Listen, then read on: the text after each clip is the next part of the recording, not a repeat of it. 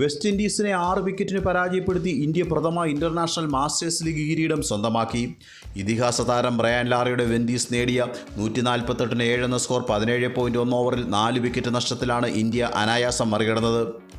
തകർപ്പൻ ബാറ്റിംഗ് പ്രകടനത്തിലൂടെ 70 റൺസ് നേടി ഇന്ത്യൻ വിജയത്തിൽ നിർണായക പങ്ക് വഹിച്ച ഓപ്പണർ അമ്പാട്ടി റായിഡുവാണ് പ്ലെയർ ഓഫ് ദ മാച്ച്.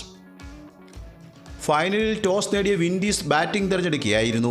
4-ാം ഓവറിൽ വിൻഡീസ് നായകൻ ലാറയെ 6 റൺസിന് പുറത്താക്കി വിനയ് കുമാർ ഇന്ത്യക്ക് മികച്ച തുടക്കമാണ് നൽകിയത്. ഡെയ്ൻ സ്മിത്ത് വിൻഡീസിനായി കൂറ്റനടികൾ പുറത്തെടുത്ത് സ്കോർ 50 കടത്തിയെങ്കിലും ഷഹബാസ് നദീം ബൗൾഡ് ചെയ്തതോടെ വിൻഡീസ് പരുങ്ങലിലായി. 35 പന്തിൽ 6 ഫോറും 2 സിക്സും ഉൾപ്പെടെ 45 റൺസായിരുന്നു സ്മിത്ത് നേടിയത്.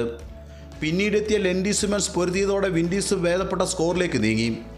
വിനയ് കുമാറിൻ്റെ പന്തിൽ അവസാന ഓവറിൽ സിമൻസ് പുറത്താവുമ്പോൾ 41 പന്തിൽ 5 ഫോറും 1 സിക്സും ഉൾപ്പെടെ 57 റൺസ് നേടിയിരുന്നു.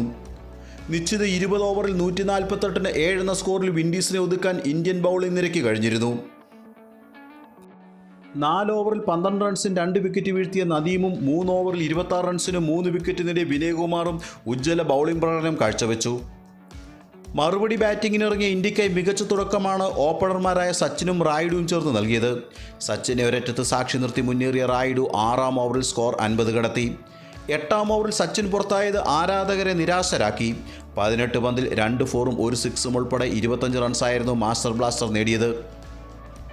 തുടർന്നെത്തിയ ഗുർകീരത് സിംഗ് 14 റൺസ് എടുത്ത് മടങ്ങി. പിന്നീട് യുവരാജ് റായിഡു സഖ്യം സ്കോർ 100 കടത്തി വിജയത്തിലേക്ക് ഇന്ത്യയെ അടുപ്പിച്ചു. 15-ാം ഓവറിൽ സിക്സർ പറത്താനുള്ള റായിഡുവിൻ്റെ ശ്രമം സ്മിത്തിൻ്റെ കൈകളിൽ അവസാനിച്ചു. 50 പന്തിൽ 9 ഫോറും 3 സിക്സും ഉൾപ്പെടെ 74 റൺസായിരുന്നു റായിഡു നേടിയത്. യൂസഫ് പത്താൻ 0-ന് പുറത്തായെങ്കിലും പിന്നീടെത്തിയ സ്റ്റുവർട്ട് ബിന്നി വമ്പനടികൾ പുറത്തെടുത്ത് ഇന്ത്യയെ വിജയതീരം അണിയിച്ചു. മറ്റൊരു വീഡിയോയുമായി വീണ്ടും കാണാം. നന്ദി.